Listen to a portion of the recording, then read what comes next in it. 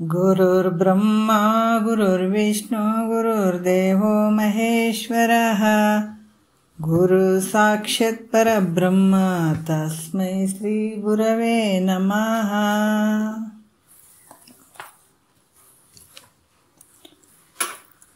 ಶ್ರೀ ಜಗದ್ಗುರು ಸಿದ್ಧಾರೂಢರ ಪಾದಕಮಲಗಳಿಗೂ, ಶ್ರೋತ್ರಿಯ ಬ್ರಹ್ಮನಿಷ್ಠ ಸದ್ಗುರು ಬಸವಾನಂದರ ಪಾದಕಮಲಗಳಿಗೂ, ಅವರ ಪ್ರತಿರೂಪದಂಥ ನಿಜಗುಣಪ್ಪನವರ ಪಾದಕಮಲಗಳಿಗೂ ನನ್ನ ತೀರ್ಕದಂಡ ಪ್ರಣಾಮಗಳನ್ನು ಸಲ್ಲಿಸುತ್ತಾ, ಎಲ್ಲ ಮಹಾತ್ಮರ ಪಾದಕಮಲಗಳಿಗೂ ನನ್ನ ದೀರ್ಘದಂಡ ಪ್ರಣಾಮಗಳನ್ನು ಸಲ್ಲಿಸುತ್ತಾ, ಮನದಲ್ಲಿ ಸ್ಮರಿಸಿಕೊಳ್ಳುತ್ತಾ, ತಮ್ಮೆಲ್ಲರಿಗೂ ವಂದಿಸುತ್ತಾ, ಇವತ್ತ ಪರಮಾನುಭವಬೋಧೆ 5ನೇ ಸಂಧಿ ಒಳಗೆ ಸೂತ್ರ 6ನೇ ಸೂತ್ರ ನಡೆದಂಥದ್ದು. ಭಾಳಷ್ಟು ವಿಚಾರಗಳನ್ನು ಹೇಳ್ತಾ ಇದ್ದಾರೆ. ನೇಮ ದಶಕದಲ್ಲಿ 5 ಅಂಗಗಳ ಬಗ್ಗೆ ಹಿಂದೆ ಹೇಳಿದರು. ಈಗ ಈ ಸೂತ್ರದಲ್ಲಿ ಇನ್ನೂ ಕೆಲವು ವಿಚಾರಗಳನ್ನು ಹೇಳುತ್ತಾರೆ. 6ನೆಯ ಒಂದು ಸೂತ್ರ, ಶ್ರುತಿಯ ತಾನರಿಯದೆ ಗುರು ಮತ ಬಿಡಿಯದೆ ಗತಿಯನ್ನು ಬೇರರಿಸಿದೊಡುಂಟೆ. ಯಾಕಂತಂದ್ರೆ ವೇದದ ವಾಕ್ಯಗಳನ್ನು ತಾನು ತಿಳಿಯದೆ, ಅರ್ಥ ಮಾಡ್ಕೊಳ್ಳದೆ, ಅನುಭವಕ್ಕೆ ತಗೊಳ್ಳದೆ, ಮತ್ತು ಗುರುವಿನ ಮೂಲಕ, ಎಂಥ ಗುರು? ಶ್ರೋತ್ರಿಯ ಬ್ರಹ್ಮನಿಷ್ಠ ಸದ್ಗುರುವಿನ ಮೂಲಕ ಈ ಶ್ರುತಿಯ ಅರ್ಥಗಳನ್ನು ತಿಳಿಬೇಕಾದಂಥದ್ದು ಮುಖ್ಯವಾಗಿರುವಂಥದ್ದು. ಇವು ನಮ್ಮನ್ನು ನಾವು ಓದ್ಕೊಂಡ್ರೆ ಆಗ್ತದೇನಂದರೆ ಇಲ್ಲ. ಹಾಗಾಗಿ ಶ್ರುತಿಯಲ್ಲಿರುವಂಥದ್ದು ವಿಚಾರಗಳನ್ನು ತಿಳ್ಕೊಳ್ಬೇಕಾದ್ರೆ ನೋಡಿರಿ, ಅದಕ್ಕೆ ಈ 4 ಕೃಪೆಗಳನ್ನು ಬರ್ತಾವೆ. ಈಶ್ವರ ಕೃಪೆ, ವೇದ ಕೃಪೆ, ಗುರು ಕೃಪೆ, ಅಂತಃಕರಣ ಕೃಪೆ ಅಂತ 4 ರೀತಿ ಅಂತ ಹೇಳ್ತಾರೆ. ಇಲ್ಲಿ ಶಿವನ ಒಂದು ಈಶ್ವರನ ಒಂದು ಕೃಪೆ ಆಗುವಂಥದ್ದು ಭಾಳ ಮುಖ್ಯ ಇರ್ತದೆ. ಈಶ್ವರನ ಒಂದು ಕೃಪೆ ಆಯಿತು ಅಂತಂದಾಗ ಅಲ್ಲಿ ನಮಗೇನು ಸದ್ಗುರು ಶ್ರೋತ್ರಿಯ ಬ್ರಹ್ಮನಿಷ್ಠ ಸದ್ಗುರು ಸಿಗುವಂಥದ್ದು ನೋಡ್ರಿ.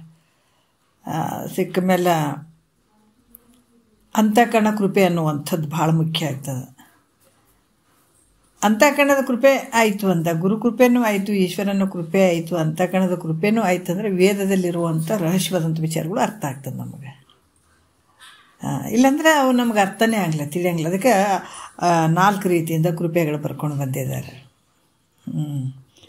ಅದಕ್ಕೆ ಈ ರೀತಿಯಾಗಿ ಗುರುವಿನ ಒಂದು ಶ್ರೋತ್ರಿಯ ಬ್ರಹ್ಮನಿಷ್ಠ ಸದ್ಗುರುವಿನ ವಿಚಾರವನ್ನೇ ಕೇಳಿದೆ. ಏನು ಕೇಳೋದು ಅಂದಾಗ ಶ್ರುತಿಯಲ್ಲಿರುವಂಥ ವಿಚಾರ, ರಹಸ್ಯವಾದಂಥ ವಿಚಾರಗಳು. ಅದಕ್ಕೆ ಹೇಳ್ತಾರೆ, ಪರಮ ವಿರಕ್ತಂಗೆ ಪರತರ ಶಿಷ್ಯಂಗೆ ಪರಮಾರ್ಥ ಅರಿವ ಆತ್ಮತನುಜಂಗೆ ಪರಮ ರಹಸ್ಯದಳು ಒರೆಯುವುದು ಅಂತ ಹೇಳಿದ್ದಾರೆ ಅವರು. ಪರಮ ರಹಸ್ಯದಳು ಒರೆಯುವುದು ಅಂತ ಹೇಳಿದ್ದಾರೆ ಅವರು. ಕರ್ಮ ತತ್ಪರರಿಗೆ ಅರುಪಲಾಗೋದು ಇದನ್ನೊಮ್ಮೆ. ಈ ಕರ್ಮದಲ್ಲಿದ್ದಂಥವ್ರಿಗೆ ಇಂಥವೆಲ್ಲ ಹೇಳಿದ್ಗಳನ್ನೇ ಸಿಟ್ಟು ಬರ್ತದೆ. ಅವ್ರಿಗೊಂದು ಚೂರು ಉಸಿರಬಾರ್ದು. ಯಾಕಂದ್ರೆ ಅವ್ರು ತಿಳ್ಕೊಂಡ ವಿಚಾರಗಳು, ಅವ್ರ ಬುದ್ಧಿಮಟ್ಟದ ವಿಚಾರಗಳೇ ಬೇರೆ ಇರ್ತಾವೆ, ಜ್ಞಾನದ ವಿಚಾರಗಳೇ ಬೇರೆ ಇರ್ತಾವೆ, ಭಾಳಷ್ಟು ಗದ್ದಲಕ್ಕಾಗ್ತದಲ್ಲಿ.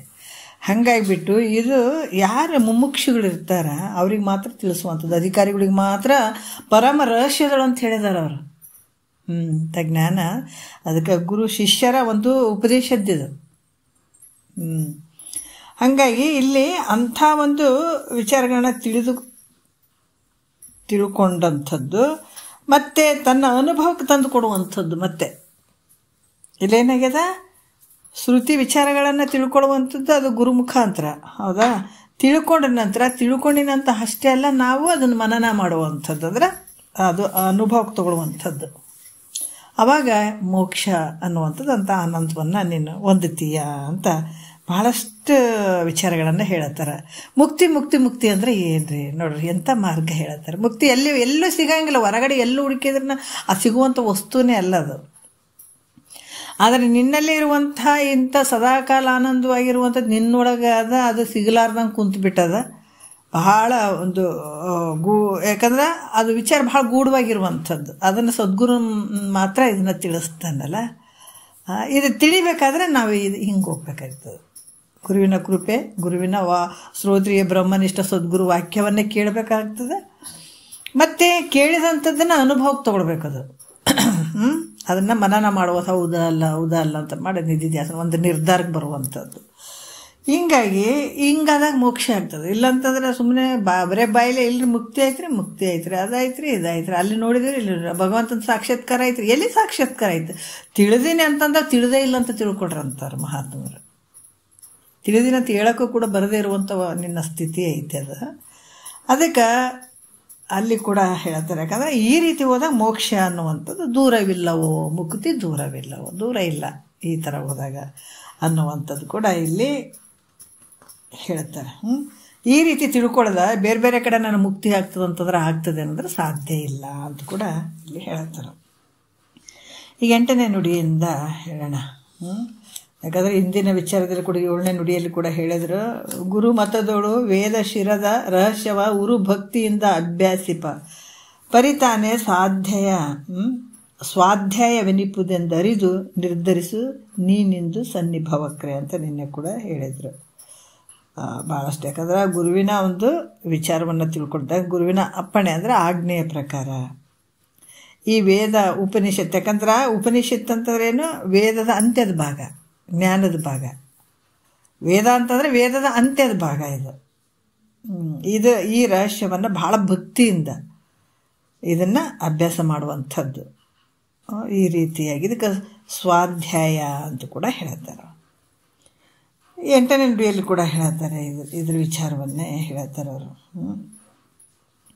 ಯಾಕಂದರೆ ತನ್ನ ಮನಸ್ಸಿನಲ್ಲಿ ಉಪನಿಷತ್ತುಗಳ ವಾಕ್ಯಗಳನ್ನು ಗುರುಮುಖದಿಂದ ತಿಳ್ಕೊಂಡು ಇದನ್ನು ತನ್ನ ಒಂದು ಭಕ್ತಿಪೂರ್ವಕವಾಗಿ ಶ್ರವಣ ಮಾಡಿ ಈ ತಾತ್ಪರ್ಯವನ್ನು ತನ್ನ ಮನಸ್ಸಿನಲ್ಲಿ ಯಥಾರ್ಥವಾಗಿ ನಿಶ್ಚಯ ಮಾಡ್ತಕ್ಕಂಥದ್ದು ಇದಕ್ಕೆ ಸ್ವಾಧ್ಯಾಯ ಅಂತ ಹೇಳಿದ್ರು. 8ನೇ ನುಡಿಯಲ್ಲಿ ಹೇಳ್ತಾರೆ, ನಿಯತದೆ ಗಾಯತ್ರಿಯನ್ನು ಸಪ್ತಾಹ ಋತಿಯನ್ನು ನಿಯತದೆ ಪ್ರಣವವನ್ನು ಅಜಪಯ ನಿಯತದೆ ಕಾಲತ್ರಯದೋಳು ಜಪಿಸಲ್ಲದೆ ಪ್ರಿಯತಮೆ ಸ್ವಾಧ್ಯಾಯವೆನಿಪುದು ಅಂತ ಹೇಳ್ತಾರೆ ಅವರು. ಏನು ಹೇಳ್ತಾರೆ? ನಿಯತದೆ ಅಂದರೆ ಕ್ರಮವಾಗಿ, ನಿಯಮವಾಗಿ ಈ ಗಾಯತ್ರಿ ಮಂತ್ರವನ್ನು ಹೇಳುವಂಥದ್ದು, ತಿಳ್ಕೊಳ್ಳುವಂಥದ್ದು. ಯಾಕಂದರೆ ಓಂಕಾರ ಸ್ವರೂಪವಾದಂಥ ಯಾವ ಪರಬ್ರಹ್ಮ ಐತೋ, ಓಂಕಾರ ಒಂದು ಸ್ವರೂಪವಾದಂಥದ್ದು ಪರಬ್ರಹ್ಮ ಸ್ವರೂಪ ಯಾವುದೈತೋ ಅದು ಹೆಂಗೈತಪ್ಪ ಅಂದ್ರೆ ಸ್ವಯಂ ಪ್ರಕಾಶವಾಗಿರುವಂಥದ್ದು ಐತೆ ಮತ್ತು ಬಹಳಷ್ಟು ಶ್ರೇಷ್ಠವಾಗಿರುವಂಥದ್ದು ಐತೆ. ಮತ್ತು ಪಾಪಗಳೇನಾದರೂ ಕೂಡ ಇವೆಲ್ಲವೂ ಅರಿಯುವಂಥದ್ದು. ಯಾಕಂದರೆ ಪಾಪಗಳನ್ನು ಉರಿಯುವುದಾಗಿಯೋ ಇರುವ ವಸ್ತು ರೂಪವಾದಂಥ ದೇವನನ್ನು ನಾವು ಚಿಂತಿಸ್ತೀವಿ. ಯಾಕಂದರೆ ಇರುವಂಥ ವಸ್ತು ರೂಪವಾದಂಥ ದೇವನನ್ನು ನಾವು ಚಿಂತಿಸುವಂಥದ್ದು ಮುಖ್ಯವಾಗಿರುವಂಥದ್ದು, ಸದಾಕಾಲವಾಗಿರುವಂಥದ್ದು, ಯಾವಾಗಲೂ ಇರುವಂಥದ್ದು. ಯಾಕಂದರೆ ಸ್ವಯಂ ಪ್ರಕಾಶವಾಗಿರುವಂಥದ್ದು ಏನೈತೆ ನಾವು ಅಂಥ ದೇವನನ್ನು ನಾವು ಚಿಂತಿಸ್ತೇವೆ. ಅವುಗಳು ನಮ್ಗಳು ಯಾಕಂತಂದ್ರೆ ಅವನು ಯಾವ ರೀತಿ ಪರಬ್ರಹ್ಮ ಸ್ವರೂಪದಲ್ಲಿ ಎಲ್ಲ ಕಾಲದಲ್ಲಿರುವಂಥದ್ದು ಏನಾಯ್ತದೆ ನಮ್ಮಗಳ ಬುದ್ಧಿಗಳೆಲ್ಲವನ್ನು ಪ್ರೇರೇಪಿಸಲಿ ಅನ್ನುವಂಥದ್ದು ಈ ಮಂತ್ರದ ಅರ್ಥ. ಯಾಕಂತಂದ್ರೆ ಪಾಪ ಇರುವಂಥದ್ದೆಲ್ಲ ನಿವೃತ್ತಿ ಆಗಿರುವಂಥದ್ದು, ಇರುವಂಥ ವಸ್ತು ಆ ದೇವ ಯಾವಾಗಲೂ ಇರುವಂಥ ದೇವನನ್ನು ನಾವು ಚಿಂತನೆ ಮಾಡುವಂಥದ್ದು. ಅವನು ನಮ್ಮಗಳ ಬುದ್ಧಿಗಳಿಗೆ ಏನು ಮಂಗಳವನ್ನು ಉಂಟು ಮಾಡಲಿ, ಅದಕ್ಕೆ ಮತ್ತಿಗೆ ಮಂಗಳವಾದ ಉತ್ತಮರ ಸಂಘ ಅಂತ ಹೇಳ್ತಾರಲ್ಲ, ಈ ಒಂದು ಬುದ್ಧಿಗೆ ಒಂದು ಮಂಗಳವನ್ನು ಪ್ರೇರೇಪಿಸಲಿ ಅನ್ನುವಂಥದ್ದೇ ಈ ಒಂದು ಮಂತ್ರದ ಅರ್ಥ. ಯಾಕಂತಂದ್ರೆ ಈ ರೀತಿಯಾಗಿ ಇಂಥ ಅರ್ಥವುಳ್ಳಂಥ ಗಾಯತ್ರಿಯನ್ನು ಭೂ ಓಂ ನೋಡ್ರಿ, ಓಂ ಭೂ ಭುವ ಸ್ವಹ ಮಹಾ ಜನಃ ತಪಃ ಸತ್ಯಂ ಇವು ಸಪ್ತಾರುತಿ ಅಂತ ಹೇಳ್ತಾರೆ. ಇವಕ್ಕೆ 7 ಇವು ಓಂಕಾರ ಅಂತಂದ್ರೂ ಕೂಡ ಏನು ಆಕಾರ ಊಕಾರ ಮಕಾರ ಇವುಗಳಿಂದ ಕೂಡಿದಂಥದ್ದು ಒಂದು ಓಂ ಅನ್ನುವಂಥ ಒಂದು ಮಂತ್ರ. ಇವು ಹೆಂಗೈತಪ್ಪ ಅಂದ್ರೆ ಓಂ ಅನ್ನುವಂಥದ್ದು ಈ ಸರ್ವ ಪ್ರಾಣಿಗಳಲ್ಲಿ ಸರ್ವ ಜೀವಿಗಳಲ್ಲಿ ಏನು ಉಸಿರಾಟ ತಗೊಳ್ಳುವಂಥದ್ದು ಬಿಡುವಂಥದ್ದು ಏನದ ಇವೆಲ್ಲವುಗಳಲ್ಲಿ ತಾನಾಗಿ ಅನಾಯಾಸವಾಗಿ ನಡೆಯುವಂಥ ಕ್ರಿಯೆ ಇದು ನಡೀತದೆ. ಯಾಕಂತಂದ್ರೆ ಯಾವಾಗಲೂ ಅಕಾರ ಅದಕ್ಕೆ ಓಂನೆಂದು ಕುಟ್ಟುವೇನು ಸೋಮನೆಂದು ಬೀಸುವೇನು ಓಂ ಸೋಮ್ ಎಂಬ ಎರಡು ಅಕ್ಷರ ತಿಳಿದರೆ ಅಂತ ಒಂದು ತತ್ವಪದ ಬರ್ತದೆ ಭಾಳಷ್ಟು. ಯಾಕಂದರೆ ಮಹಾತ್ಮರು ಇದನ್ನೆಲ್ಲ ತಿಳ್ಕೊಂಡು ತತ್ವಪದಗಳನ್ನು ಬರೆದ್ರು. ಉಸಿರಾಟ ಈಗ ಯಾವುದು ಇದೇ ಥರ ಉಸಿರಾಟ ತಗೊಳ್ಬೇಕು ಬಿಡ್ಬೇಕು ಅನ್ನುವಂಥದ್ದು ಇರ್ತದೆ ಏನಂದರೆ ಸರಾಗವಾಗಿ ತಾನೇ ನಡೀತಾ ಇರುವಂಥದ್ದು ಅನಾಯಾಸವಾಗಿ. ಅಲ್ಲಿ ಸಹಕಾರ ಆಕಾರ ಇವು ಕೂಡಿ ಏನಾಗ್ತದೆ ಸಹಕಾರ ಮತ್ತು ಹಕಾರಗಳಿಂದ ಕೂಡಿ ಉಚ್ಚರಿಸುವ ಏನು ಹೇಳ್ತಾರೆ ಇಲ್ಲಿ ಅಜಪ ಎಂಬ ಹೆಸರಿನಿಂದ ಪ್ರಸಿದ್ಧವಾದಂಥದ್ದು ಯಾವುದು ಹಂಸ ಮಂತ್ರ. ಹಂಸ ಮಂತ್ರ ಈ ಮಂತ್ರವನ್ನು ಬೆಳಗ್ಗೆ ಪ್ರಾತಃ ಕಾಲ ಮಧ್ಯಾಹ್ನ ಕಾಲ ಸಾಯಂಕಾಲ ಇವುಗಳನ್ನು ಚಿಂತನೆ ಮಾಡ್ತಾ ಇರುವಂಥದ್ದು. ಈ ಮಂತ್ರವನ್ನು ಚಿಂತನೆ ಮಾಡ್ತಾ ಇರುವಂಥದ್ದು ಇದಕ್ಕೆ ಸ್ವಾಧ್ಯಾಯ ಅಂತ ಕೂಡ ಹೇಳ್ತಾರೆ ಅವರು. ಈ ರೀತಿಯಾಗಿ ಯಾವಾಗಲೂ ಈ ಮಂತ್ರವನ್ನು ಚಿಂತನೆ ಮಾಡ್ತಾ ಇರುವಂಥದ್ದು ಮೂರು ಟೈಮಲ್ಲಿ ಇದಕ್ಕೆ ಸ್ವಾಧ್ಯಾಯ ಅಂತ ಕೂಡ ಹೇಳ್ತಾರೆ. 9ನೆಯ ನುಡಿಯಲ್ಲಿ ಇದು ಯಾಕಂದರೆ ಎಲ್ಲ ಕಡೆ ತುಂಬಿರುವಂಥದ್ದು ಅದನ್ನು ಹೇಳ್ತಾರೆ. ಈಗ ಮುಂದಿನ ವಿಚಾರ ಯಾಕಂದರೆ ಓಂಕಾರ ಅನ್ನುವಂಥದ್ದು ಎಲ್ಲ ಕಡೆ ಇರುವಂಥದ್ದು ಅದನ್ನೇ ಹೇಳ್ತಾರೆ ಅವರು. ಯಾವ ರೀತಿ ಬ್ರಹ್ಮಾಂಡ ತುಂಬಿರುವಂಥದ್ದು ಓಂಕಾರನೇ, ಅದೇ ಶಬ್ದನೇ. ಎಲ್ಲರ ಉಸಿರಾಟದಲ್ಲಿ ಶರೀರದಲ್ಲಿ ಹೊರಗ ಬಾಹ್ಯದಲ್ಲಿ ಪ್ರತಿಯೊಂದರಲ್ಲಿ ತುಂಬಿರುವಂಥದ್ದು ಓಂಕಾರ ಶಬ್ದ ಅದನ್ನು ಹೇಳ್ತಾರೆ.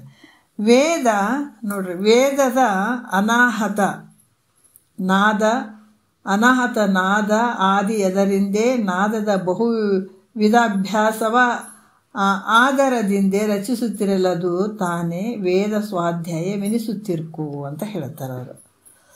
ಇಲ್ಲಿ ಏನು ಹೇಳ್ತಾರ ಅಂತಂದರೆ ವೇದದ ಅಂದರೆ ವೇದ ರೂಪವಾದಂಥದ್ದು ಓಂಕಾರ. ವೇದದ ಅಂತ್ಯ ಆದ್ಯ ಅಂತ್ಯದಲ್ಲಿ, ಯಾಕಂದ್ರೆ ಮೊದಲ ಮತ್ತು ಕೊನೆ ಎಲ್ಲಿ ಅಂತ್ಯದಲ್ಲಿ ಅಂದರೆ ಕೊನೆ, ವೇದಾಂತಗಳಲ್ಲಿ ಆದ್ಯಾಂತಗಳಲ್ಲಿ ಅಂತ ಹೇಳ್ತಾರೆ ವೇದದ. ಇದು ಬಹಳಷ್ಟು ಮುಖ್ಯವಾಗಿರುವಂಥದ್ದು ಓಂಕಾರನೇ.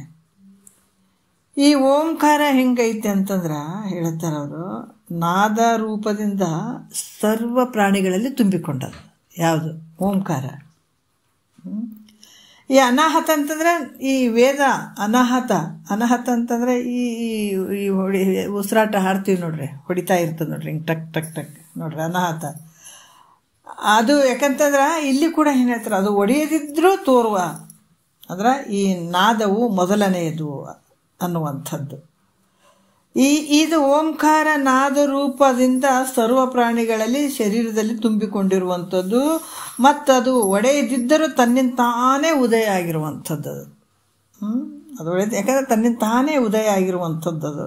ಯಾಕಂದ್ರೆ ಯಾಕಂದರೆ ಬೇರೆ ಬೇರೆ ಇದಕ್ಕೆ ನಾವೇನು ಬಾರಿಸ್ತೀವೇನೆ ನಮ್ಮ ಒಳಗಡೆ ಇರುವಂಥ ಒಂದು ಕ್ರಿಯೆಗೆ ಉಸಿರಾಟದ ಒಂದು ಹೊಡಿತದ ನೋಡ್ರಿ ಅನಾಹತ. ಅಲ್ಲಿನ ಬೇರೆ ಒಂದು ಶಬ್ದಗಳನ್ನು ಯಾವುದು ಬೇರೆ ಬೇರೆ ಏನು ವಸ್ತುಗಳಿಗೆ ನಾವು ಹಿಂಗೆ ಬಾರಿಸಿದಾಗ ಶಬ್ದ ಬರ್ತದೆ.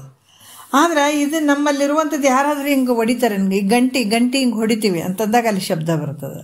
ಆದರೆ ನಮ್ಮೊಳಗಡೆ ಇರುವಂಥ ಒಂದು ಆ ಶಬ್ದ ಅನಾಹತ ಇರುವಂಥದ್ದು ಅಲ್ಲಿ ಯಾರಾದರೂ ಹೊಡಿತಾರೆ ಏನಂತಾರೆ, ಇಲ್ಲಿ ಯಾರು ಹೊಡಿದಿದ್ರು ಅನಾಯಾಸವಾಗಿ ತಾನೇ ಹೊಡಿತಾ ಇರ್ತದೆ. ಅದಕ್ಕೆ ತನ್ನಿಂದ ತಾನೇ ಉದಯವಾಗಿರುವಂಥದ್ದು ನೋಡ್ರಿ. ಅದು ಹೆಂಗಂತಂದ್ರೆ ಯಾರಾದರೂ ಹೊಡಿತಾರೆ ಅನ್ನೋದಕ್ಕೆ ಇಲ್ಲ, ನಮ್ಮೊಳಗಡೆ ಏನಾಗ್ಯದ ತನ್ನಂತ ತಾನೇ ಇಲ್ಲಿ ಅದು ಉದಯವಾಗಿರುವಂಥದ್ದು. ಅದಕ್ಕೆ ಇಲ್ಲಿ ಬಹಳಷ್ಟು ವಿಚಾರಗಳನ್ನು ಅವರು ಹೇಳ್ತಾರೆ. ಯಾವ ರೀತಿ ಅಂತಂದ್ರೆ ಇದು ಇಲ್ಲಿ ಸಹಜವಾಗಿ ಅನ್ಯವಾದ್ಯಗಳು ನಾದಗಳು ಹೊಡೆಯೋದ್ರಿಂದ ಹುಟ್ಟುತ್ತಾವೆ. ಅವೇನ ಈ ನಗಾರಿ ಆಗಿರ್ಬೋದು ಅಥವಾ ಗಂಟೆ ಆಗಿರ್ಬೋದು, ಇವು ನಾವು ಹಿಂಗೆ ಹೊಡೆದ್ರೆ ಅವು ಶಬ್ದಗಳು ಬರ್ತಾವೆ. ಇದು ಹಂಗೈತೇನಂದರೆ ಇದು ಸಹಜವಾಗಿ ಹೊಡೆಯುವಂಥದ್ದು. ಅದಕ್ಕೆ ಸರ್ಪಭೂಷಣರು ಕೂಡ ಭಾಳಷ್ಟು ವಿಚಾರಗಳಲ್ಲಿ ಹೇಳಿದ್ದಾರೆ ಇವರು. ಶ್ರೀಗಿರಿಯ ಸುಕ್ಷೇತ್ರಕ್ಕೆಂದು ಹೋಗಿ ಯಾತ್ರೆಯ ಮಾಡಿ ಬಂದು ಶ್ರೀಗಿರಿಯ ಶರೀರದೊಳಗುಂಟು ಅನ್ನುವಂಥದ್ರಲ್ಲಿ ಬಹಳಷ್ಟು ವಿಶೇಷವಾಗಿ ಹೇಳಿದ್ದಾರೆ ಅವರು. ಒಂದು ನುಡಿಯಲ್ಲಿ ಅದು ನನಗೆ ನೆನಪು ಬರ್ತಾ ಇಲ್ಲ, ಅದು ಯಾಕಂತಾರೆ ಭಾಳಷ್ಟು ವಿಚಾರಗಳನ್ನು ಅವರು ಕೂಡ ತಿಳಿಸಿದ್ದಾರೆ. ಇದು ಎದರಲ್ಲಿ ಬರ್ತದಂತಂದ್ರೆ ಶ್ರೀಗಿರಿಯ ಸುಕ್ಷೇತ್ರಕ್ಕೆಂದು ಯೋಗ ಪ್ರತಿಪಾದನಾ ಸ್ಥಳದಲ್ಲಿ ಬರ್ತದದು ಹಾಡು. ಭಾಳಷ್ಟು ಇದ್ರಾಗ ಹೇಳ್ತಾರೆ ಅವರು. ಹಾಗಾಗಿ ಇಲ್ಲಿ ಕೂಡ ಈ ವಾದ್ಯಗಳು ನಾದಗಳು ತಾವೇ ಹೊಡಿತಾವ ಹುಟ್ಟುತ್ತಾವ. ಇದು ಹಾಗಲ್ಲ, ಅದ್ರ ಸಹಜವಾಗಿರುವಂಥದ್ದು. ಈ ರೂಪವಾದಂಥ ಓಂಕಾರ ನಾದ ಒಂದೇ, ಯಾಕಂತಂದ್ರೆ ಇದು ಒಂದೇ ಅನೇಕ ಶಬ್ದಗಳಿಗೆ ಕಾರಣ ಆಗ್ಯದ ನೋಡ್ರಿ. ಇದೇ ಓಂಕಾರದಿಂದ ಇಡೀ ಬ್ರಹ್ಮಾಂಡ ವ್ಯವಹಾರ ನಡೆಯುವಂಥದ್ದು ಇದರಿಂದೇ, ಸಪ್ತ ಸ್ವರಗಳು ಬರುವಂಥದ್ದು ಇದರಿಂದ, 3 ಗುಣಗಳು ಬರುವಂಥದ್ದು ಇದರಿಂದ ನೋಡ್ರಿ. ಹಿಂಗೆಲ್ಲ ಜಗತ್ತದು ಅಕಾರ ಉಕಾರ ಮಕಾರ ಏನು ಬಂದುವಲ್ಲ, ಇವು 3ರಿಂದನೇ ಜಗತ್ತಿನ ಸೃಷ್ಟಿಯಾಗಿಬಿಡ್ತಿಲ್ಲ. ಸತ್ವ ರಜೋ ತಮೋ ಇವೆಲ್ಲ ನಡೆದಂಥದ್ದು. ಅದರಿಂದನೇ ಸಪ್ತ ಸ್ವರಗಳು, ಸಪ್ತ ಸ್ವರಗಳಿಂದನೇ ಇಷ್ಟೆಲ್ಲ ಭಾಷೆಗಳು ಮಾತಾಡ್ತೀವಲ್ಲ, ಎಲ್ಲ ಮಾತಾಡ್ತೀವಿ, ಎಲ್ಲ ಎಷ್ಟು ಭಾಷೆಗಳು ಅದಾವ ಅವೆಲ್ಲ ಮಾತಾಡ್ತೀವಿ ಅಂದರೆ ಈ ಸಪ್ತ ಸ್ವರಗಳಲ್ಲೇ ಬರುವಂಥದ್ದು. ಈ ಓಂಕಾರದಿಂದನೇ ಇದೆಲ್ಲ ವ್ಯವಹಾರ ನಡೆದಂಥದ್ದು ಈ ಜಗತ್ತಿನೊಳಗೆ. ಅದಕ್ಕೆ ಎಲ್ಲ ಕಡೆ ಓಂಕಾರನೇ ತುಂಬಿರುವಂಥದ್ದು. ಅದಕ್ಕೆ ಇಲ್ಲಿ ಕೂಡ ಹೇಳ್ತಾರೆ, ಯಾಕಂತಂದರೆ ಇದು ಸಹಜವಾಗಿ ಈ ರೂಪವಾದಂಥ ಓಂಕಾರ ನಾದ ಅನೇಕ ನಾದ ರೂಪಗಳಿಗೆ ಪರಿಣಾಮ ಹೊಂದಿತ್ತು. ಯಾಕಂದರೆ ಅದೇ ಓಂಕಾರದಿಂದನೇ ಹಲವಾರು ವಸ್ತುಗಳಲ್ಲಿ ಶಬ್ದಗಳು ಬರ್ತದೆ. ಅದು ಯಾವ ಅಂತಂದ್ರೆ ಮುಂದೆ ಹೇಳ್ತಾರೆ. ಯಾಕಂತಂದ್ರೆ ಈ ರೀತಿಯಾಗಿ ಒಂದೇ ಇದು ಒಂದು ಓಂಕಾರ ನಾದ ಏನೈತಲ್ಲ, ಅದು ಒಂದರಿಂದನೇ ಅನೇಕ ನಾದ ರೂಪವಾಗಿ ಪರಿಣಾಮ ಹೊಂದುತ್ತದೆ. ಅರ್ಥ ಆಯ್ತಲ್ಲ? ಇದೇ ಹಲವಾರು ಕಡೆಯಿಂದ ಈ ನಾದ ರೂಪವಾಗಿ ಬರುವಂಥದ್ದು ಓಂಕಾರದಿಂದನೇ, ಓಂಕಾರ ಶಬ್ದದಿಂದನೇ ಬರುವಂಥದ್ದು.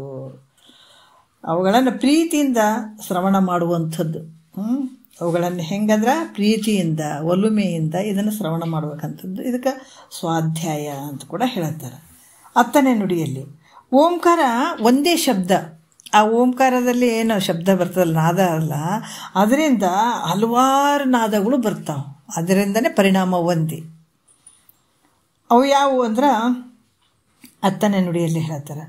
ಶರದಿ ನಿರ್ಜರ ಭೇರಿ ಮೇಘದ ಬಹುರವ ಮುರಜೆ ಕಹಳೆ ಶಂಖ ಘಂಟಾದಿ ವರನಾದ ವಾಸ ಕಿಂಕಿಣಿ ವೀಣೆ ಭ್ರಮರಾದಿ ಸ್ವರವನ್ನಾಲಿಪುದೇ ಸ್ವಾಧ್ಯಾಯವು ಅಂತ ಹೇಳ್ತಾರೆ. ನೋಡಿ ಎಷ್ಟು ಅದ್ಭುತವಾಗಿ ಹೇಳ್ತಾರೆ. ಈಗ ಈ ಓಂಕಾರ ಶಬ್ದದಿಂದ ಹಲವಾರು ಶಬ್ದಗಳು ನಮಗೆ ನೋಡೋಕ್ಕೆ ಸಿಗ್ತಾವೆ, ತಾವು ಕೇಳ್ತೀವಿ. ಶರದಿ ಅಂದ್ರೆ ಸಮುದ್ರ, ನಿರ್ಜರ ಅಂದ್ರೆ ನೀರು ಬೀಳುವಂಥದ್ದು, ರಭಸವಾಗಿ ನೀರು ಬೀಳ್ತಿರ್ತಾವೆ ನೋಡ್ರಿ, ಅಲ್ಲಿ ಶಬ್ದ ಬರ್ತದೆ. ಮತ್ತು ಸಮುದ್ರದಲ್ಲಿ ಹತ್ರ ಹೋಗಿ ನಿಂತಾಗ ಭೋ ಅಂತ ಶಬ್ದ ಬರ್ತದೆ, ಹೌದಲ್ಲ, ಅಲ್ಲಿನೂ ಶಬ್ದ ಬರ್ತದೆ.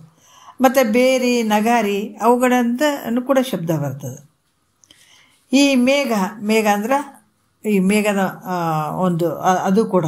ಆಮೇಲೆ ಇಲ್ಲಿ ಕೂಡ ಬಹುರವ ಅಂದರೆ ದೊಡ್ಡ ದೊಡ್ಡ ಶಬ್ದಗಳು ಬರುವಂಥದ್ದು. ಮುರಜೆ ಅಂದರೆ ಮದ್ದಳೆ, ಕಹಳೆ ಅಂದರೆ ಕಾಳಿ, ಅವು ಇದ್ರಾಗ ಸಂಗೀತದಾಗ ಅವೆಲ್ಲ ಬರ್ತಿರ್ತಾವೆ. ಮತ್ತು ಶಂಖದಲ್ಲಿ ಈ ಗಂಟೆ ಅನ್ನುವಂಥದ್ದು. ಇವೆಲ್ಲವುಗಳಲ್ಲಿ ಶ್ರೇಷ್ಠವಾದಂತಹ ನಾದವು ನೋಡ್ರಿ, ಇವೆಲ್ಲ ಇಲ್ಲಿ ತೋರ್ತಾವೆ, ಇದರಲ್ಲಿ ಕೇಳ್ತಕ್ಕಂಥದ್ದು. ಇಲ್ಲಿ ಕೂಡ ಹೇಳ್ತಾರೆ ಸಮುದ್ರ ನಿರ್ಜರ ಬೇರಿ ಮೇಘಾದಿಗಳ ವಿಶೇಷವಾದ ಧ್ವನಿಯನ್ನು, ಮದ್ದಳೆ ಕಾಳಿ ಶಂಖ ಘಂಟಾದಿಗಳಲ್ಲಿ ಸಾಮಾನ್ಯ ನಾದವನ್ನು, ಇವೆಲ್ಲವುಗಳಲ್ಲಿ ನಾದವನ್ನು, ಸಾಮಾನ್ಯ ನಾದವನ್ನು ಇವೆಲ್ಲವುಗಳಲ್ಲಿ, ಯಾಕಂದರೆ ವಿಶೇಷವಾದಂಥ ಧ್ವನಿಯನ್ನು ಎಲ್ಲಿ ಈ ಬೇರೆ ಬೇರೆ ಅದರಲ್ಲಿ ಇವೆಲ್ಲ ಮದ್ದಳೆ ಕಾಳಿ ಶಂಖ ಘಟಾದಿಗಳು. ಯಾಕಂದ್ರೆ ಸಮುದ್ರ ನಿರ್ಜರ ಬೇರಿ ಮೇಘಾದಿಗಳಲ್ಲಿ ವಿಶೇಷವಾದ ಧ್ವನಿಯನ್ನು ನಾವು ಕೇಳಲಿಕ್ಕೆ ಸಾಧ್ಯ ಆಗ್ತದೆ. ಮದ್ದಳೆ ಕಾಳಿ ಶಂಖ ಘಟಾದಿಗಳ ಸಾಮಾನ್ಯ ಅಲ್ಲಿ ನಾದವನ್ನು ಅಲ್ಲಿ ಕೇಳೋಕ್ಕಾಗ್ತದೆ. ಆದ್ರೆ ಇಲ್ಲಿ ಕೂಡ ಏನು ಹೇಳ್ತಾರೆ ಅಂತಂದ್ರೆ ವಸ್ತ್ರ ವೀಣೆ ಗೆಜ್ಜೆ ಭ್ರಮರ ಇವುಗಳ ಸುಸ್ವರವನ್ನು ಕೇಳ್ತಿರುವಂಥದ್ದೇ ಸ್ವಾಧ್ಯಾಯ ಅಂತ ಕೂಡ ಹೇಳುತ್ತಾರೆ. ಇವೆಲ್ಲವುಗಳಲ್ಲಿ ಶಬ್ದ ಬರ್ತದಂತಂದ್ರೂ ಕೂಡ ಇಲ್ಲಿ ಓಂಕಾರ ಶಬ್ದದ ಒಂದು ಪರಿಣಾಮ ಇವೆಲ್ಲದರಲ್ಲಿ ಬರುವಂಥದ್ದು. ಅದಕ್ಕೆ ನಾವು ಶಂಖ ಊದಬೇಕನ್ನುವಂಥದ್ದು ಓಂಕಾರದ ಅರ್ಥ ಅದು. ಓಂಕಾರದ ಒಂದು ಅರ್ಥ ಅದು. ಮತ್ತು ಗಂಟೆ ಬಾರಿಸ್ಬೇಕಾಗಿ ಗುಡಿಯಲ್ಲಿ ಅಲ್ಲೆಲ್ಲ ಅಂತಂದ್ರೆ ಅದೇ ಮುಖ್ಯವಾಗಿರುವಂಥದ್ದು ಓಂಕಾರನೇ ಬರ್ತಾವೆ ಎಲ್ಲ ಶಬ್ದ. ನಗಾರಿ ಬಾರಿಸುವಂಥದ್ದು ಕೂಡ ಅದನ್ನೇ ಸೂಚನೆ ಕೊಡುವಂಥದ್ದು. ಆಮೇಲೆ ಗಂಟೆ ಬಾರಿಸುವಂಥದ್ದು ಅದೇ ಸೂಚನೆ ಕೊಡುವಂಥದ್ದು, ಶಂಖ ಊದುವಂಥದ್ದು ಅದೇ ಸೂಚನೆ ಕೊಡುವಂಥದ್ದು. ಇವೆಲ್ಲವೂ ಯಾಕಂದರೆ ಇಂಥ ಒಂದು ಸ್ವರವನ್ನು ನಾವು ಕೇಳ್ತಾ ಇರುವಂಥದ್ದಕ್ಕೆ ಏನು ಹೇಳ್ತಾರೆ, ಸ್ವಾಧ್ಯಾಯ ಅಂತ ಕೂಡ ಅನಿಸ್ಕೊಳ್ಳುತ್ತದೆ. ಅಂದ್ರೆ ಧ್ವನಿ ಉತ್ತಮ, ಮಧ್ಯಮ, ಕನಿಷ್ಠ ಅಂತ 3 ಪ್ರಕಾರವಾಗಿ ಇರ್ತದೆ. ಅದಕ್ಕೆ ಧ್ವನಿ ಹೆಂಗದಂತಾರೆ 3 ಪ್ರಕಾರವಾಗಿ ಇರ್ತದೆ.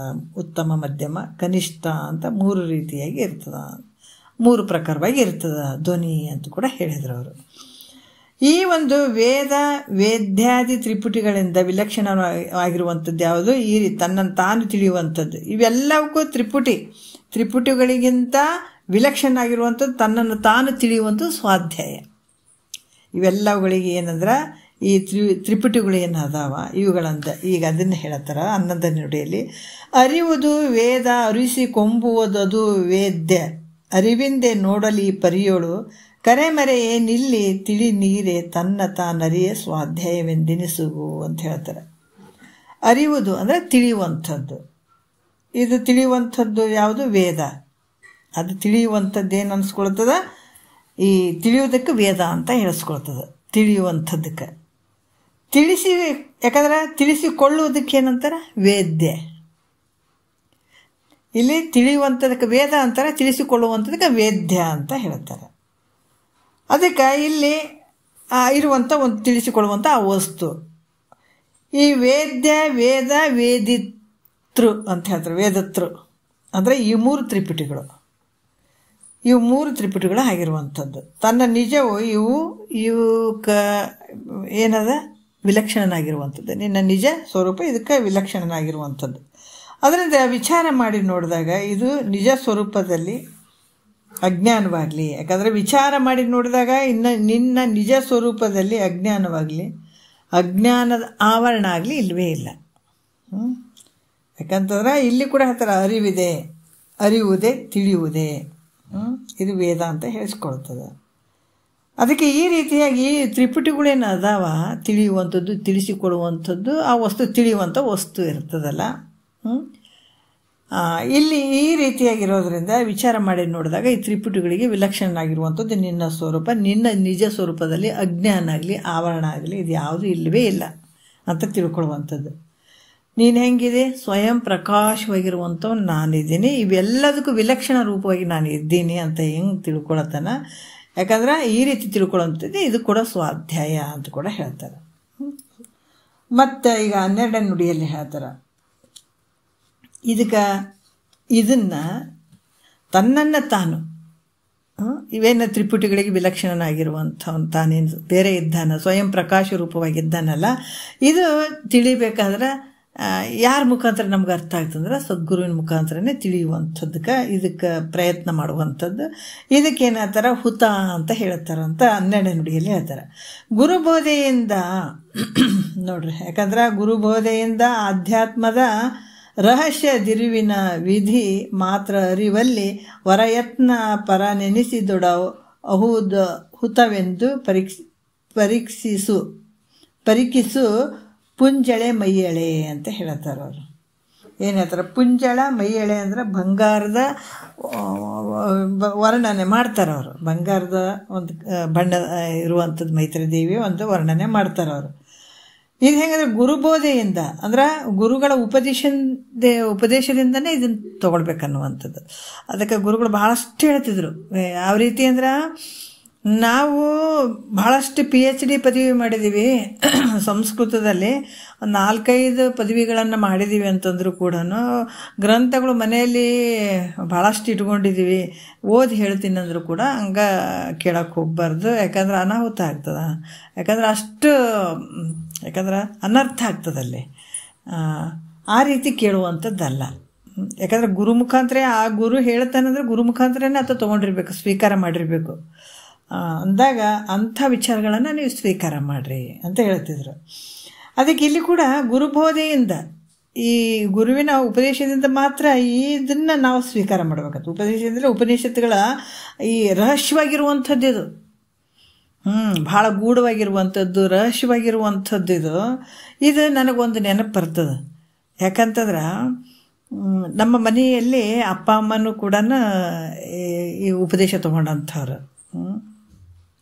ಅಲ್ಲಿ ನಾನು ಚಿಕ್ಕವಳಿರ್ಬೇಕಾದ್ರೆ ನನಗೆ ಭಾಳಷ್ಟು ಇದರಲ್ಲೇ ತಲೆ ಇರೋದು, ನನಗೆ ಅರ್ಥ ಆಗ್ತಿರ್ಲಿಲ್ಲ. ಅವರೆಲ್ಲ ರಾತ್ರಿ 9 ಗಂಟೆ ನಮ್ಮ ಮನೆಯಲ್ಲಿ ನನಗೆ ನೆನಪೈತೆ. ಯಾಕಂತಂದ್ರೆ ಅಲ್ಲಿ ದಿವಸ ಒಂದು 8 ಗಂಟೆಯಿಂದ 9 ಗಂಟೆಗೆ ಭಜನೆ ಮಾಡೋರು. ನಮ್ಮ ಮಾರ್ಥಂಡ ಗುರುಗಳಲ್ಲಿ, ಅಪ್ಪನ ಗುರುಗಳು ಮಾರ್ಥಂಡ ಗುರುಗಳು. ನಾನು ಚಿಕ್ಕವಳಿರ್ಬೇಕಾದಾಗೆ ನೋಡಿದ್ದೀನಿ. ಅವರು ಯಾತ್ರೆ ಮಾಡ್ತಿದ್ರು, ಸ್ವಲ್ಪ ಅಲ್ಲೇ ಆ ಕಡೆ ಎಲ್ಲ ಹೋಗಿ ಬರ್ತಿದ್ರು. ಹೋಗಿ ಬಂದಾಗ ಅಲ್ಲಿ ಮನೆಗೆ ಬರ್ತಿದ್ರು, ಅವರು ಮನೆಗೆ ಇದ್ದರು.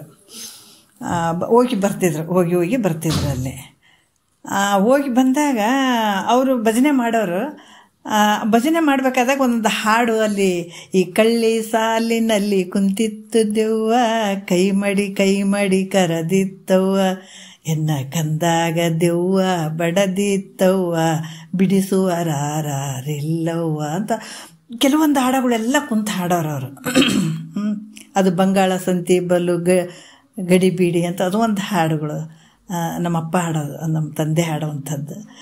ಆಮೇಲೆ ಇದು 6 ಮಂದಿ ಅಕ್ಕ ತಂಗಿಯರು ಅನ್ನನ ಗೂಡಂದು 7 ಮಂದಿ, ಇವೆಲ್ಲ ಹಾಡೋರು ಅವರು. ಒಂದೊಂದು ವೇಳೆ ಈ ಅಪ್ಪ ಅವರಿಗೆ ಮಾರ್ತಂಡ ಗುರುಗಳಿಗೆ ಏನಾದರೂ ಒಂದು ತಾತಾಗ ಸ್ವಲ್ಪ ಅವ್ರು ಏನಾರು ಆರಾಮಿರ್ಲಾರ್ದಾಗ ಮಲಗಿದ್ರು ಅಂತಂದ್ರೆ ಇವ್ರು ಭಜನೆ ಬಿಡ್ತಿರ್ಲಿಲ್ಲ, ಹಂಗೆ ಕುಂತು ಹಾಡ್ತಿದ್ರು. ಅದ್ರಾಗ ಏನೋ ಒಂದು ಶಬ್ದ ತಪ್ಪಾಗಿಬಿಟ್ರೆ ಅವ್ರು ಮಲಗಿದವ್ರು ಹೇಳ್ತಾರೆ, ಅದು ತಪ್ಪಿದೆ ನೋಡು ಆ ಶಬ್ದ, ಅದನ್ನು ಸರಿ ಮಾಡ್ಕೊಳ್ರಿ ಅಂತ ಹೇಳ್ತಿದ್ರು ಅವರು ಅಲ್ಲಿ ಕೂತ್ಕೊಂಡಾಗ. ಮತ್ತೇನಾಯಿತು ಅಂದ್ರೆ ಅಲ್ಲಿ 8 ಗಂಟೆ 9 ಗಂಟೆಗೆ ಎಲ್ಲ ಭಜನೆ ಮಾಡೋರು. 10 ಗಂಟೆಗೆ ಊಟ ಅದೆಲ್ಲ ಆದಮೇಲೆ ನಾವೆಲ್ಲರೂ ಮಲಗ್ತಿದ್ವಿ.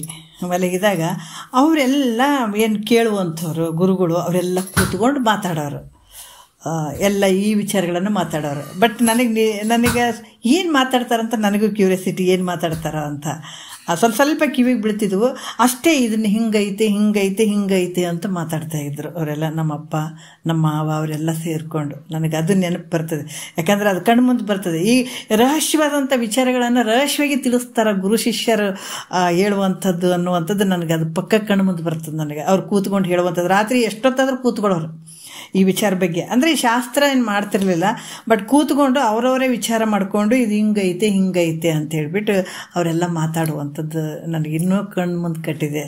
ಯಾಕಂದರೆ ಆ ರೀತಿ ವಿಚಾರಗಳನ್ನು, ರಹಸ್ಯವಾದಂಥ ವಿಚಾರಗಳನ್ನು ಅಷ್ಟೇ ರಹಸ್ಯವಾಗಿ ಸದ್ಗುರುನಾಥ ಅಂತ ಅಧಿಕಾರಿಗಳಿಗೆ ತಿಳಿಸ್ತಾನೆ. ಯಾಕಂದ್ರೆ ನಾವೇನು ಇಲ್ಲಿ ಅಧಿಕಾರಿಗಳಂತಲ್ಲ, ಈಗ ನಾವೆಲ್ಲ ಕೇಳೋಂಥವ್ರು ಅಧಿಕಾರಿಗಳೇ. ಹಂಗಾಗಿಬಿಟ್ಟೆ ನಮ್ಗೆ ಈ ರೂಪದಿಂದ ನಮ್ಗೆ ಆ ಪುಣ್ಯದ ಫಲ ನಮ್ಗೆ ಈ ಥರ ಸಿಗ್ತಾ ಇದೆ ಅಂತ ಅಂದ್ಕೊಳ್ಬೇಕು. ಆ ಥರ ನಾವೆಲ್ಲರೂ ಕೂಡ್ಕೊಂಡು ಇದನ್ನು ಕೇಳ್ತೀವಿ ಅನ್ನೋಕ್ಕಾಗಂಗಿಲ್ಲ. ಯಾಕಂದರೆ ಇನ್ನೂ ಸ್ವಲ್ಪ ಪುಣ್ಯ ಜಾಸ್ತಿ ಇದ್ದದಕ್ಕಾಗಿ ನಾವು ಎಲ್ಲಿ ಕುಂತೀವಿ ಅಲ್ಲೇ ಈ ವಿಚಾರಗಳು ಸಿಗ್ತಾವೆ. ಈಗ ಇದನ್ನೇ ನಾವು ಶ್ರದ್ಧೆಯಿಂದ ಅದನ್ನು ಸ್ವೀಕಾರ ಮಾಡಬೇಕಾದಂಥದ್ದು ನಮಗೆ ಬಿಟ್ಟದ್ದು. ಯಾಕೆ ನಾವೆಲ್ಲ ಕುಂತಲ್ಲೇ ಸಿಗ್ತದೆ ಅಂತೇಳಿ ನಾನು ಮಲಗಿ ಕೇಳ್ತೀನಿ, ಕೆಲಸ ಮಾಡ್ಕೊತ ಕೇಳ್ತೀನಿ, ಹಂಗೆ ಮಾಡ್ತೀನಿ, ಮತ್ತು ಮುಕ್ತಿ ಆಗಲಿ ಅಂತ ಮನಸ್ಸಿನಾಗ ಇಟ್ಕೊಂಡು ನಾವೇನೇನೋ ಮಾಡ್ಕೊಂಡು ಕೇಳ್ತೀವಿ ಅಂದರೆ ಇದು ಅಳವಡಂಗಿಲ್ಲ. ನಾವು ಅಷ್ಟೇ ಗುರು ಇಲ್ಲಿ ಕೂತ್ಕೊಂಡಿದ್ದಾನ ಅದು ಹೇಳಕತ್ತೇನ ನಾವು ಕೇಳಕತ್ತೀವಂತ ಒಂದು ಟೈಮ್ ಇದಕ್ಕೆ ಒಂದಿಷ್ಟು ಮೀಸಲಾಗಿ ಇಟ್ಬಿಟ್ರೆ ಧನ್ಯ ಆಗ್ತಾರೆ. ಹಂಗನಾದ. ಯಾಕಂದರೆ ಇದ್ರಾಗ ತುಂಬ ಪರೀಕ್ಷೆ ಇರ್ತದೆ. ನಮ್ಗೆ ಈಜಿಯಾಗಿ ಸಿಕ್ಬಿಟ್ಟದಂತಂದ್ರೆ ನಮ್ಗೆ ನೆಗ್ಲೆಕ್ಟ್, ಅಲಕ್ಷ್ಯ ಭಾವ ಬಂದುಬಿಡ್ತದೆ. ಅಲಕ್ಷ್ಯಕ್ಕೆ ಅವಕಾಶ ಕೊಡಬಾರ್ದು. ಹೇಳ್ತಾ ಇದ್ದಾರಂತಂದ್ರೆ ನಾವು ಕುಂತು ಕೇಳಬೇಕು. ಈ ರೀತಿಯಾಗಿರುವಂಥದ್ದು ಇದು ಸುಮ್ಮನೆ ಎಲ್ಲ ಕಡೆ ಸಿಗುವಂಥ ವಿಚಾರಗಳಲ್ಲ ಇವು. ಸಿಕ್ಕರು ಕೂಡ ಅಳವಡಂಗಿಲ್ಲ, ಯಾಕಂದ್ರೆ ಆ ಪುಣ್ಯದ ಫಲನೂ ಬೇಕಾಗ್ತದೆ, ಎಲ್ಲ ಕಡೆ ಸಿಗಂಗಿಲ್ಲ. ಅದಕ್ಕೆ ಇಲ್ಲಿ ಕೂಡ ಏನು ಹೇಳತ್ತಾರ ಅಂತಂದ್ರೆ, ಇಲ್ಲಿ ಗುರು ಮುಖಾಂತರ ಇದನ್ನು ವೇದದ ಅರ್ಥವನ್ನು ತಿಳ್ಕೊಳ್ಳುವಂಥದ್ದು. ಯಾಕಂದ್ರೆ ಗುರುಗಳ ಉಪದೇಶದಿಂದ ತನ್ನ ನಿಜ ಸ್ವರೂಪವನ್ನು ತಿಳಿಯೋದಕ್ಕಾಗಿ ಇದು ಬಹಳಷ್ಟು ರಹಸ್ಯವಾಗಿರುವಂಥ ವಿಚಾರ. ಇದರ ತಾತ್ಪರ್ಯವನ್ನು ತಿಳ್ಕೊಳ್ಬೇಕಾದ್ರೆ ಮತ್ತು ಇದನ್ನು ಗುರು ಮುಖಾಂತರನೇ ತಿಳ್ಕೊಳ್ಳಿಕ್ಕೆ ಪ್ರಯತ್ನ ಪಡಬೇಕು. ಇದಕ್ಕೇನು ಹೇಳ್ತಾರೆ, ಸದ್ಗುರುಗಳ ಉಪದೇಶದಿಂದ ತನ್ನ ನಿಜ ಸ್ವರೂಪವನ್ನು ತಾನು ತಿಳಿಯೋದಕ್ಕಾಗಿ, ಇದನ್ನು ತಿಳಿಯೋದಕ್ಕಾಗಿ ಉಪನಿಷತ್ತುಗಳ ತಾತ್ಪರ್ಯವನ್ನು ಇದನ್ನು ಏನಂದ್ರೆ ಒಂದು ನಿರ್ಧಾರ ಮಾಡಲಿಕ್ಕೆ ಪ್ರಯತ್ನ ಉಳ್ಳಂಥವನಾಗಬೇಕಂದ್ರೆ ಇವೆಲ್ಲವನ್ನು ತಿಳ್ಕೊಬೇಕು. ಗುರು ಮುಖಾಂತರ ತಿಳ್ಕೊಂಡು ನಮ್ಮಲ್ಲಿ ಮನನ ನಿಧಿಧ್ಯಾಸನ, ಶ್ರವಣ ಮನನ ನಿಧಿಧ್ಯಾಸನ ಅಂತ ಕೇಳಿಬಿಟ್ಟು ಅದನ್ನು ನಾವೊಂದು ದೃಢ ಭಾವ ತಗೊಳ್ಬೇಕು. ಇದು ಅನಾತ್ಮ ದೇಹದ ಸರ್ವ ಪ್ರಪಂಚವನ್ನು ಯಾಕಂದರೆ ಈ ರೀತಿ ತಿಳ್ಕೊಂಡಾಗ ನಮ್ಮಲ್ಲಿ ಯಾಕಂದರೆ ಈ ಗುರು ಹೇಳಿದಂಥ ತಿಳ್ಕೊಂಡು ನಮ್ಮಲ್ಲಿ ಅಳವಡಿಸ್ಕೊಂಡಾಗ ನಮ್ಮಲ್ಲಿರುವಂಥ ಈ ದೇಹ ಅನ್ನುವಂಥದ್ದು ಅನಾತ್ಮವಾಗಿರುವಂಥದ್ದು ಈ ದೇಹ, ಇದರಲ್ಲಿರುವಂಥ ಇಂದ್ರಿಯಗಳಾಗಿರ್ಬೋದು, ಮಾಡುವಂಥ ವ್ಯವಹಾರ ಆಗಿರ್ಬೋದು, ಇವೆಲ್ಲ ಹೆಂಗದವಂದ್ರೆ ಅನಾತ್ಮದಿಂದ ಕೂಡಿದವ ಅನ್ನುವಂಥದ್ದು. ಏನು ಈ ದೇಹದ ಸರ್ವ ಪ್ರಪಂಚವು ಅಂತಂದ್ರೆ ಈಗ ಜಗತ್ತು ಬೇರೆ ಇಲ್ಲ, ಹೌದಾ? ಜಗತ್ತು ವಿಚಾರ ಮಾಡಿದ್ರೆ ನೋಡ್ರಿ, ಇದಕ್ಕೆ ಬಹಳಷ್ಟು ಗೂಢಾರ್ಥವಾದಂಥ ವಿಚಾರ ಅಂತ ಹೇಳುವಂಥದ್ದು. ನಾವು ಅಜ್ಞಾನದ ಒಂದು ರೀತಿಯಲ್ಲಿ ಶಿವ ಬೇರೆ ಅಂದ್ಕೊಂಡಿರ್ತೀವಿ, ಜೀವಾತ್ಮ ಬೇರೆ ಅಂದ್ಕೊಂಡಿರ್ತೀವಿ, ಈ ಜಗತ್ತು ಬೇರೆ ಅಂದ್ಕೊಂಡಿರ್ತೀವಿ. ವಿಚಾರ ಮಾಡಿ ನೋಡಿದರೆ ಜೀವಾತ್ಮನೂ ಬೇರೆ ಅಲ್ಲ, ಪರಮಾತ್ಮನೂ ಶಿವನೂ ಬೇರೆ ಅಲ್ಲ, ಈಶ್ವರನೂ ಬೇರೆ ಅಲ್ಲ, ಮತ್ತು ಜಗತ್ತು ಬೇರೆ ಅಲ್ಲ. ಎಲ್ಲ ನನ್ನೊಳಗೆ ಇರುವಂಥದ್ದು, ಅದೇ ಸ್ವರೂಪನೇ ನಾನಾಗಿರುವಂಥದ್ದು ಅಂತ ಗೊತ್ತಾಗ್ತದೆ ಗುರು ಮುಖಾಂತರ ತಿಳ್ಕೊಂಡಾಗ. ಜಗತ್ತು ಭಿನ್ನವಾಗಿ ಅಂತ ಹೇಳ್ತೀವಿ, ವಿಚಾರ ಮಾಡಿ ನೋಡಿದರೆ ಜಗತ್ತು ನಿನ್ನಗಿಂತ ಭಿನ್ನವಿಲ್ಲ. ಈ ತೋರುವಂಥ ಪ್ರಪಂಚ ನಿನಗಿಂತ ಭಿನ್ನ ಇಲ್ಲ, ಅದು ನಿನ್ನೊಳಗೆ ಐತೆ. ನೀ ನೋಡಿದಾಗ ಜಗತ್ತೈತೆ ಹೊರತಾಗಿ ಅದು ನಿನ್ನ ಬಿಟ್ಟು ಅನ್ನೇ ಇಲ್ಲ. ಹಾಗಾಗಿ ಈ ದೇಹದ ಏನು ಅನಾತ್ಮವಾಗಿರುವಂಥ ದೇಹಾದಿ ಮತ್ತು ಇದಕ್ಕೆ ತೋರುವಂಥ ಏನು ಪ್ರಪಂಚ ಐತಲ್ಲ, ಇದೆಲ್ಲವೂ ನಿನ್ನಲ್ಲಿ ಲಯ ಆಗ್ತದೆ. ಯಾವಾಗ ಸದ್ಗುರುಗಳ ಉಪದೇಶದಿಂದ ವೇದಗಳಲ್ಲಿರುವ ಒಂದು ರಹಸ್ಯವಾದಂಥ ವಿಚಾರಗಳು ನೀನು ತಿಳ್ಕೊಂಡಾಗ, ಪ್ರಯತ್ನಪಟ್ಟು ಅವನು ತಿಳ್ಕೊಂಡು ಅವ ಅನುಭವಕ್ಕೆ ತಗೊಂಡಾಗ ಇದು ನಿನ್ನಲ್ಲಿ ಅನಾತ್ಮವಾಗಿರುವಂಥದ್ದು ಈ ದೇಹದಿಂದ ಹಿಡ್ಕೊಂಡು ಸರ್ವ ಪ್ರಪಂಚ ಇವೆಲ್ಲವೂ ನಿನ್ನಲ್ಲೇ ಲಯ ಆಗ್ತದೆ. ಅದರಿಂದ ಇದಕ್ಕೇನಾಗ್ತಾರ ಹುತ ಅಂತ ಕೂಡ ಹೇಳ್ತಾರೆ. ಹುತ ಅಂತ ಹೇಳ್ತಾರೆ. ಇದಕ್ಕೆ 13ನೇ ನುಡಿಯಲ್ಲಿ ಹೇಳ್ತಾರೆ. ಏನು ಹೇಳ್ತಾರೆ ನೋಡೋಣ. ಈಗ ಯಮ ನೇಮಾದಿಗಳಿಂದ ಕೂಡಿದಂಥ ಯೋಗಿ, ಈಗೇನು ಯಮದಲ್ಲಿ 10 ಗುಣಗಳಂತ ಹೇಳಿದರು, ನೇಮದಲ್ಲಿ 10 ಗುಣಗಳು ಹೇಳಿದರು ಅವರು. ಇದರಲ್ಲಿ 10 ನೇಮಾದಿಗಳಿಂದ ಯಮ ನೇಮಗಳಲ್ಲಿ ಕೂಡಿದಂಥ ಯೋಗಿ ಏನು ಮಾಡ್ತಾನ ಅಂತಂದ್ರೆ, ಜ್ಞಾನಾಗ್ನಿಯಲ್ಲಿ ಅಂದರೆ ಜ್ಞಾನ ಅನ್ನುವಂಥ ಅಗ್ನಿಯಲ್ಲಿ ಈ ಮನಸ್ಸಿಗೆ ಸಂಬಂಧಪಟ್ಟಂಥವು ಏನೇನು ಅದಾವ, ಮನಸ್ಸಿಗೆ ಸಂಬಂಧಪಟ್ಟಂಥದ್ದು ಎಲ್ಲನೂ, ಹೌದಾ? ಈ ಶರೀರ ಅನಾತ್ಮವಾಗಿ ಇರುವಂಥ ವರ್ಗಗಳನ್ನು ಇವೆಲ್ಲವನ್ನು ಇಟ್ಕೊಂಡಿರುವಂಥದ್ದು ಇದೇ ಮನಸ್ಸು. ಇದು ಮನಸ್ಸೇ ಇದನ್ನು ತಿಳ್ಕೊಳ್ಬೇಕು. ಯಾಕಂದ್ರೆ ಈ ಮನಸ್ಸಿನಿಂದ ಈ ಶರೀರ ನಾನಲ್ಲ ಅನ್ನುವಂಥದ್ದೇ ಬಿಡುವಂಥದ್ದು. ಎಲ್ಲಿ ನಮ್ಗೆ ದುಃಖ ಆಗಿರುವಂಥದ್ರೆ ಇದೇ ಮನಸ್ಸಿನಲ್ಲೇ ದುಃಖ ಆಗ್ಯದ. ಜನನ ಮರಣ ಇವೆಲ್ಲ ಎಲ್ಲಿ ದುಃಖ ಆಗಿದಾವಪ್ಪ ಅಂದ್ರೆ ಮನಸ್ಸಿನಲ್ಲೇ ಆಗಿರುವಂಥ ದುಃಖಗಳಿವು. ಹಾಗಾಗಿ ಇದೇ ಮನಸ್ಸಿನಿಂದ ಈ ಶರೀರ ಅನಾತ್ಮವಾಗಿರುವಂಥದ್ದು, ಸರ್ವ ಪ್ರಪಂಚ ದೃಶ್ಯವಾಗಿ ಕಾಣುವಂಥದ್ದೆಲ್ಲ ಅನಾತ್ಮವಾಗಿರುವಂಥದ್ದು ಅಂತ ಈ ಮನಸ್ಸಿನಲ್ಲೇ ಮನೋಸಂಬಂಧಿ ವಿಷಯಗಳನ್ನು ಏನಂದರೆ ಮನಸ್ಸಿಗೆ ಇವೇನು ಮನೋಸಂಬಂಧವಾದಂಥ ಇವು ವಿಷಯಗಳನ್ನು ಅದಾವ ಹವಿ ಮಾಡಿ ಹಾಕುವಂಥದ್ದು. ಎದರಲ್ಲಿ? ಜ್ಞಾನಾಗ್ನಿಯಲ್ಲಿ. ನೋಡ್ರಿ, ಈಗ 13ನೇ ನುಡಿಯಲ್ಲಿ ಹೇಳ್ತಾರೆ, ಯಮ ನಿಯಮಾನ್ವಿತ ನೆನಿಪ ಯೋಗೀಶ್ವರನು ಅಮಳ ಸುಜ್ಞಾನ ಅಗ್ನಿಯೋಳು ಮನ ರಮಿಸುವ ನಿಖಿಳ ದುರ್ವಿಷಯ ಆಳಿಗಳನ್ನು ನಿರ್ಮಮತೆಯೋ ಬೀಳ್ಪುದು ಹವಿ ಮಾಡಿ ಅಂತ ಹೇಳ್ತಾರೆ ಅವರು. ಎಷ್ಟು ಅದ್ಭುತವಾಗಿ ಹೇಳ್ತಾರೆ. ಯಾಕಂದ್ರೆ ಯಮ ನಿಯಮಗಳಿಂದ ಕೂಡಿದಂಥ ಈ ಒಂದು ದಾರಿಗೆ ಬಂದಿದ್ದಾನೈತ, ಅವನ್ನೆಲ್ಲ ಪಾಲನೆ ಮಾಡ್ಕೊತಂದ್ರೆ ಫಾಲೋ ಮಾಡ್ಕೊತ ಬಂದಿದ್ದಾನೆ, ಎಲ್ಲನೂ ಬಂದಿದ್ದಾನೆ. ಬಂದ ನಂತರ ಇಲ್ಲಿ ಏನು ಮಾಡ್ತಾನತ, ಅದಕ್ಕೆ ಯೋಗೀಶ್ವರನು ಅಮಳ ಯಾಕಂದ್ರೆ ಸುಜ್ಞಾನ ಅಗ್ನಿಯೋಳು ಅಂತ ಹೇಳ್ತಾರೆ. ಅಮಳ ಅಂತಂದ್ರೇನು? ಪರಿಶುದ್ಧವಾದಂಥದ್ದು, ಅಲ್ಲಿ ಯಾವುದೋ ಒಂದು ಮಾಯ ರಹಿತವಾಗಿರುವಂಥದ್ದು, ಯಾವುದೋ ಒಂದು ಕಲ್ಮಶ ಇಲ್ಲ, ಅಲ್ಲಿ ಪರಿಶುದ್ಧವಾಗಿರುವಂಥದ್ದು. ಅಂಥ ಪರಿಶುದ್ಧವಾದಂಥ ಜ್ಞಾನ ಅನ್ನುವಂಥ ಅಗ್ನಿಯಲ್ಲಿ ಈ ಮನಸ್ಸನ್ನು, ಈ ಮನಸ್ಸಿಗಿರುವಂಥದ್ದು ಈ ಮೋಹ ಅನ್ನುವಂಥದ್ದು, ಇವೆಲ್ಲ ದುರ್ವಿಷಯಗಳು ಅಂತಂದ್ರೆ ಕೆಟ್ಟ ವಿಷಯಗಳನ್ನು, ಈ ಕಾಮ, ಕ್ರೋಧ, ಮದ, ಮೋಹ, ಮಾತ್ಸರ್ಯ ಇವೆಲ್ಲ ದುಃಖಕ್ಕೆ ಕಾರಣ ಆಗಿರುವಂಥವು ಏನದಾವ ಇವೆಲ್ಲ ವಿಷಯಗಳನ್ನು ಈ ವೈರಾಗ್ಯದಿಂದ, ಯಾಕಂತಂದ್ರೆ ವೈರಾಗ್ಯದಿಂದ ಹವಿ ಮಾಡಿ, ಅಂದರೆ ಹವಿ ದ್ರವ್ಯಗಳಂತ ತಿಳಿದು ನಾವೇ ಅಗ್ನಿಗೆ ಹೋಮ ಹವನ ಮಾಡಬೇಕಾದ್ರೆ ಇದು ನಾವೇನೇನು ಹಾಕ್ತೀವಿ ನೋಡ್ರಿ, ಅಲ್ಲಿದ್ದ ಯಾವುದು ಹಾಲು ಹಾಕೋದು, ತುಪ್ಪ ಹಾಕೋದು, ವಸ್ತ್ರಗಳು ಹಾಕೋದು ಏನು ಮಾಡ್ತಾರೆ ನೋಡ್ರಿ. ಆ ರೀತಿಯಾಗಿ ಈತ ಏನು ಮಾಡ್ತಾನಂತಂದ್ರೆ ಯೋಗೀಶ್ವರ ತನಗೇನಾದರೂ ಈ ಯಮ ನಿಯಮಗಳಿಂದ ಕೂಡಿದಂಥ ಯೋಗೀಶ್ವರ ಇದನ್ನೆಲ್ಲ ಫಾಲೋ ಮಾಡ್ಕೊತ ಬಂದಿದ್ದಾನೆ, ಗುರು ಹೇಳ್ದಂಗೆ ಕೇಳ್ಕೊತ ಬಂದಿದ್ದಾನೆ. ಆದ್ರೆ ಸ್ವರೂಪ ಜ್ಞಾನ ಅನ್ನುವಂಥ ಅಗ್ನಿಯಲ್ಲಿ, ತನ್ನ ಸ್ವರೂಪ ಅನ್ನುವಂಥ ಸುಜ್ಞಾನದ ಅಗ್ನಿ ಅದು. ಈ ಅಗ್ನಿಯಲ್ಲಿ ಮನಸ್ಸಿಗೆ ಈ ಮೋಹ ಮಾಡುವಂಥವು ಏನದಾವು, ಒಂದಲ್ಲ ಎರಡಲ್ಲ ಅಲ್ಲ. ಅದಕ್ಕೆ ಇವರೆಲ್ಲರೂ ಎಲ್ಲಿ ಅದಾರ? ನಮ್ಮೊಳಗೆ ಅದಾರ. ಇಂಥ ಒಂದು ಮೋಹಗೊಳಿಸುವಂಥ ಕೆಟ್ಟ ಶಬ್ದಾದಿ ಮೊದಲಾದ ವಿಷಯಗಳನ್ನು ನೋಡ್ರಿ, ನಾವು ಅಲ್ಲಿ ಹೋಮ ಹವನ ಎಲ್ಲ ಮಾಡಬೇಕಾದಾಗ ನಾವು ಆ ಬೆಂಕಿಗೆ ಕೆಲವೊಂದು ಪದಾರ್ಥಗಳನ್ನು ಆಹುತಿ ಕೊಡ್ತೀವಿ, ಹಿಂಗೆ ಹಾಕ್ತೀವಲ್ಲ. ಅದ್ರಂಗ ಇಲ್ಲಿ ಕೂಡ ಈತ ಏನು ಮಾಡ್ತಾನೆ? ಸ್ವರೂಪ ಅನ್ನುವಂಥ ಅಗ್ನಿಯಲ್ಲಿ ಇದನ್ನು ಮಾಡಕತ್ತಾನೆ. ಹೆಂಗೆ ಮಾಡ್ತಾನೆ ಅಂದ್ರೆ, ಸ್ವರೂಪ ಸುಜ್ಞಾನವೆಂಬ ಅಗ್ನಿಯಲ್ಲಿ ಈ ಮನಸ್ಸಿಗೆ ಮೋಹಗೊಳಿಸುವಂಥದ್ದು. ಅಂದ್ರೆ ಇದೇ ಮನಸ್ಸಲ್ಲ ದುಃಖಕ್ಕೆ ಕಾರಣ ಆಗಿರುವಂಥದ್ದು, ಜನನ ಮರಣಕ್ಕೆ ತೊಗೊಂಡು ಹೋಗುವಂಥದ್ದು ಇದೇ ಮನಸ್ಸೇ. ಅದಕ್ಕೆ ಹೇಳ್ತಾರೆ ಅವರು, ಅದಕ್ಕೆ ಕ್ಷಮೆಯಿಂದ ಮುಕುತಿ ಸಾಧನ ಪೆರತುಂಟೆ. ನೋಡ್ರಿ ಎಷ್ಟು ಅದ್ಭುತವಾಗಿ ಹೇಳ್ತಾರ. ಅದು ಅದೇ ಮನಸ್ಸಿಗೆ ಏನಂತಂದ್ರೆ ಈ ಮೋಹವನ್ನು ಗೊಳಿಸುವಂಥ ಶಬ್ದಾದಿ ವಿಷಯಗಳು ಇದೇ ಮನಸ್ಸೇ. ಶಬ್ದ, ಸ್ಪರ್ಶ, ರೂಪು, ರಸ, ಗಂಧ ಇವುಗಳನ್ನು ಹಿಡ್ಕೊಂಡು ಹಲವಾರು ವಿಷಯಗಳನ್ನು ಹರಿದಾಡ್ತಾ ಇರುವಂಥ ಮನಸ್ಸಿಗೆ ಈ ಮೊದಲಾದ ಈ ವಿಷಯಗಳನ್ನು ಹವಿ ದ್ರವ್ಯಗಳಂತೆ, ಈಗ ಹವಿ ಕೊಡ್ತಾರಲ್ಲ ಆ ದ್ರವ್ಯಗಳಂತೆ ಅದನ್ನು ಹಾಕುವಂಥದ್ದು, ಹಾಕಿಬಿಡ್ತಾನಂತ. ತನಗೇನು ಮನಸ್ಸಿಗೆ ಮೋಹಗೊಳಿಸುವಂಥ ಕೆಟ್ಟ ವಿಷಯಾದಿಗಳು ಏನು ಅದಾವ,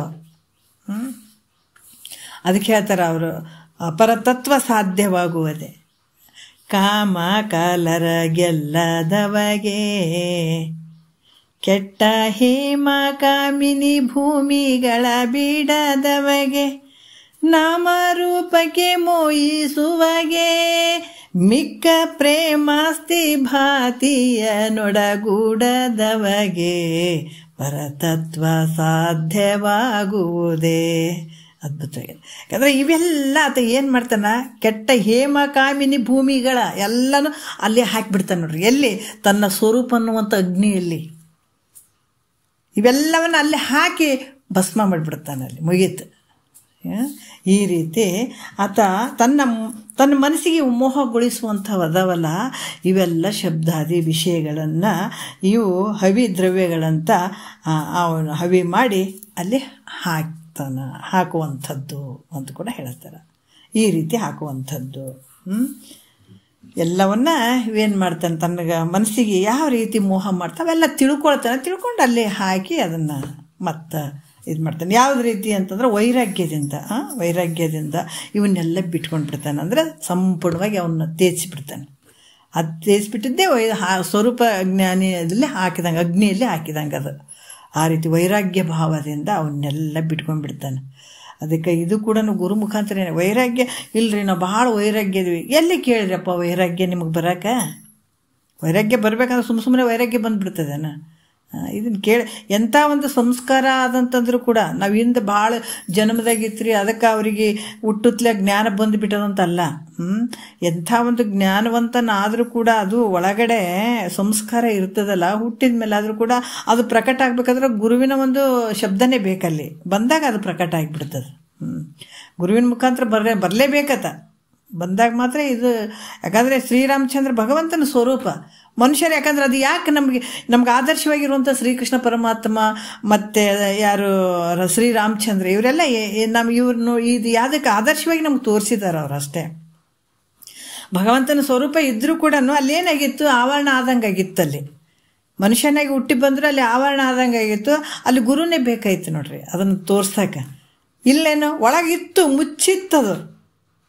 ಅದು ಗುರು ಯಾವಾಗ ಹೇಳ್ತಾನೆ ಸ್ಫೋಟ ಆಗಿಬಿಡ್ತದೆ, ಅಂದ್ರೆ ಪ್ರಕಟ ಆಗಿಬಿಡ್ತದೆ.